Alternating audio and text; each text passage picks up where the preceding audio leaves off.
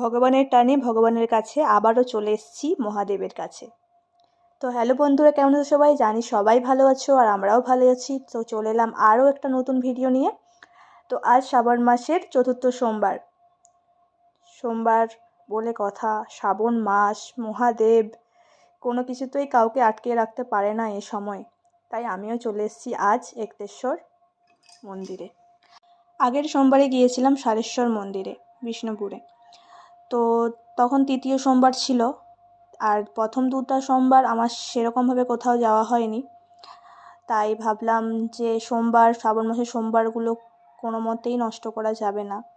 আর এই এক্তেশ্বর মন্দিরে আমি বিয়ের পর প্রায় আসি, কোনো কিছু ওকেশন হলেই, মানে শিবরাত্রি, গাজন, যাই হোক আমাকে এক্তেশ্বর মন্দির আসতেই হয়। মানে কেন জানি না, আমার বিয়ের পর এতটাই মানে মহাদেব আমাকে টানে যে আমি প্রতি কোনো কিছু, মানে মেলা হোক যাই হোক আমাকে এক্তেশ্বর আসতেই হবে। যাই হোক, ভগবান টানে বলেই আমি আসতে পারি। তো আজও চলে এসেছি বাবার কাছে। তো আসার পর আজকে চতুর্থ সোমবার যেহেতু ছিল, তাই ভিড়টাও একটু বেশিই ছিল। আর একটা সোমবার বাকি আছে, জানি সেই সোমবারটা হয়তো আসা হবে না, কোথাও যাওয়াও হবে না হয়তো।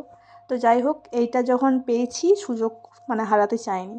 তাই তোমার দাদাভাই বলা মাত্রই আমি চলে এসেছি।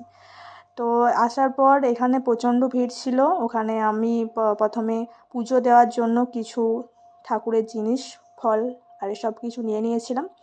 তারপর ওখানে যেহেতু গম্ভীরের ভিতরে ঢুকতে দেয় না, মহাদেবকে দেখা তো হয় না, মানে কোনো সোমবারেই এটা হবে না, আশা করলেও হবে না। তো সেটা আমরা দেখতে পাইনি, তবে বাইরে থেকে বাড়ি থেকে দুধ নিয়ে গিয়েছিলাম আর ওই নারকেলের জল ওইটাই ঢেলেছিলাম।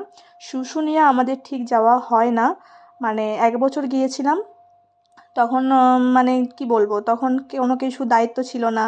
বিয়ের পর প্রথম গিয়েছিলাম, কিন্তু ছেলে হয়ে গেছে, ছেলে হবার পর আমার শুশুনিয়া থেকে জল আনা হয় না।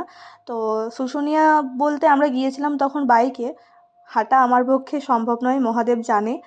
তো যাই হোক, এবারেও যেতে পারিনি। ভবিষ্যতে হয়তো ভগবান টানলে অবশ্যই শুশুনিয়া থেকে জল এনে বাবার মাথায় ঢালতে পারবো। তো ভগবানকে চাইতে হবে, কিছু করার নেই। তো আমি এরপর আমার সব কিছু পুজো দেওয়ার পর, বাবার মাথায় ওই দুধ আর নারকেল জল দিয়ে দেওয়ার পর এখন পুজো হয়ে গেছে। আর এর সঙ্গে আমার একটা বান্ধবীর সাথে দেখাও হয়ে গেছে। তো বান্ধবীর সাথে দেখা, মানে অনেক বান্ধবী এসেছিলো, ফেসবুকে দেখলাম অনেকেই ছবি ছেড়েছে। তো কিছু কিছু বান্ধবীর সাথে দেখা হয়নি, তবে একটা বান্ধবীর সাথে দেখা হয়েছিল সমার সাথে। তো ওর সাথে কিছু কথা বললাম। ও এসছে বাপের বাড়ি থেকে, মানে আমার বাপের বাড়ি খামারবেড়ায়, ওখান থেকেই। তো ওখান থেকে আসার পর দেখা হলো। তো ও বাড়ি চলে গেল আর আমরা ওখান থেকে বেরিয়ে একটু যেহেতু একটু মানে গলাটা একদম